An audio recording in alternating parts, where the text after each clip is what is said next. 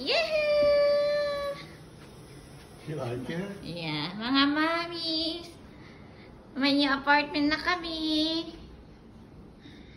Pero nasa third floor kami. Tabakla ko. 2 rooms yung ano. Nagustuhan ko siya kasi may laundry! Free laundry! Mahal ang bayad ng kuryente.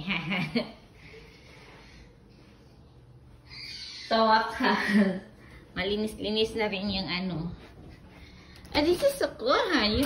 You have a lot of 2 rooms yung apartment namin. Tapos ay isang ano.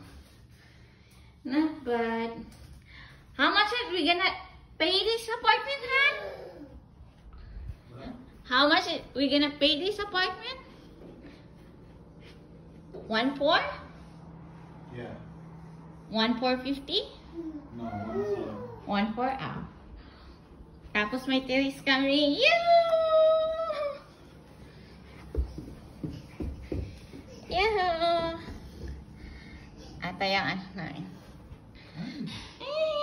Gusto naman nito ng palatot.